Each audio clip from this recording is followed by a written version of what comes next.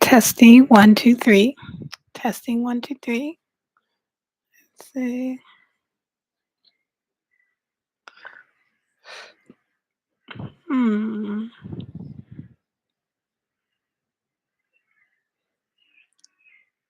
Coucou. Je ne m'entends pas moi-même.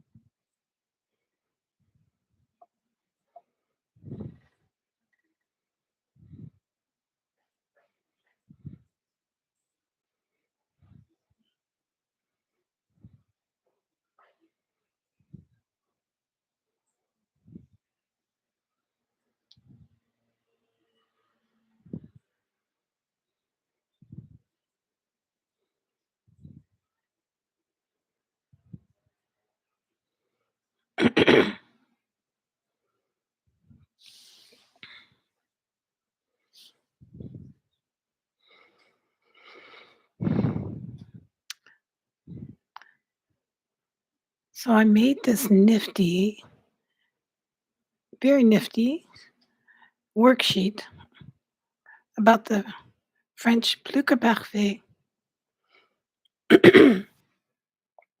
because this particular talk is for people who are not beginners, maybe intermediate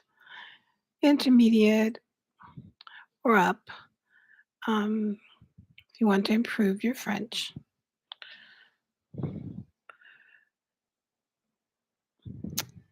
So we're not gonna talk a lot about, um well, we are gonna talk about the grammar, but not just explaining the grammar. It's the emphasis is going to be on giving examples of the grammar. So, what the heck is pluperfect? The pluperfect, and it's what we call it in English, which people are still like, "What is that?" And it's just talking about something that happened before something else that happened in the past. So both of them are in the past. Like you could say, um, instead of saying, "I'm reading the paper today," you know, or "I'm reading this book." Well, yesterday I read that book, but also yesterday I had already read the book by the time someone told me there was a movie on it. So it was okay. I could go see the movie because I had, and I used the little word had, already read the book. So that's basically the structure. Now, how, so for you French speakers, that's what I promised in this video in the description. We inserted that little word had, HAD, and it changed the meaning. Whereas in French, you have to insert much more than that. So for the English speakers who want to learn, um, you could say, j'ai lu le livre. But if you want, for I read the book, but if you want to say I had read the book, you would have to insert a whole new verb form called the pluperfect, the pluperfect. And you would say, j'avais lu le livre. You hear the difference? As a matter of fact, many of you have studied the imperfect, the imparfait. So you know how to write ah, well, j'avais, but then you put that past participle, lu, for the past tense of lire, right? J'avais lu le livre. So now let's start looking at examples because that will clarify everything. I made several examples for you, and dun, dun, here is an example. Dun, dun. This is just my testing this out. Obviously, in the future me, I have this in either Zoom where I could share my screen or some other way to do this. J'avais fini. I had finished. Elle était partie. She had left. So that's the difference. Remember, if you just want to say I finished, I would say j'ai fini and she left. Elle est partie. But this we're going to take it a little more, a little further, which is why we're able to get that precision in there. Now, you would use the verbs avoir for most of the verbs in French, but then there are the être verbs. So with the être verbs, and you may have memorized them from different ways, the house of être, arriver, partir, des choses like that, or the doctor and Mrs. Van der Trap.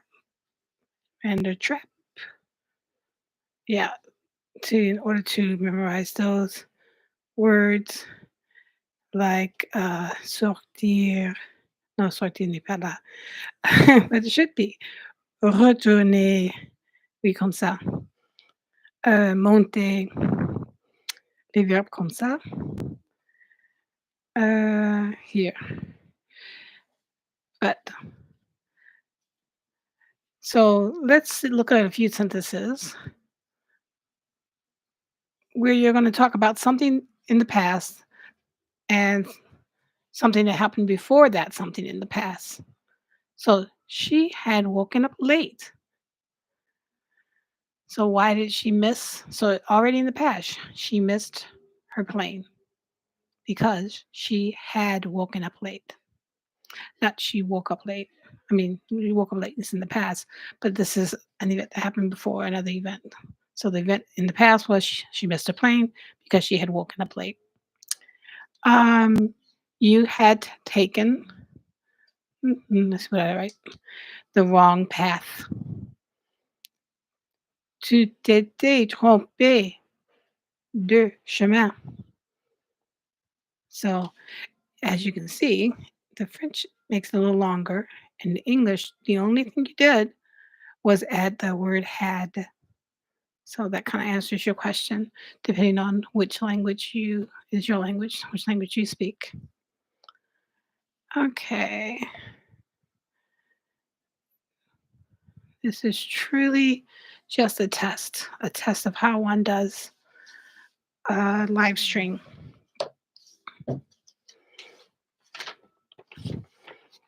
My other thing I thought of using was a dry erase board. I just wrote this on a piece of paper. Da da. As opposed to use, I could say, "Je me suis blessé." That it means I hurt myself, right? But what if I want to say, I had hurt myself, adding the word had? I would have to say, "Je m'étais blessé." And of course, remember to agree for feminine, put an extra E. And that's the difference. So, any questions? If you're there, you can ask questions. You could get questions in the chat, and I'll read them and try to answer them. But the way I have this set up, I also, after I make it live, and not just make it short and sweet today, just an introduction. Most of you will look at this later after it's no longer live. Um, I'm going to put a whole bunch of sentences or examples in it. I'm scrolling through them now. What I want to do is create a PDF that you can download. Meanwhile, I'll just put it in the description. I went ahead and got 20 sentences together. Dun, dun. Let's look at the first three, the first 5 sentences. Da, da. Yeah, this is my first time doing the screen to screen thing. How's that working for you? Can you read that? Okay. J'avais déjà mangé. I had already eaten. Elle était partie avant midi. She had left before noon. Et nous avions terminé nos devoirs. We had finished our homework. And so on. So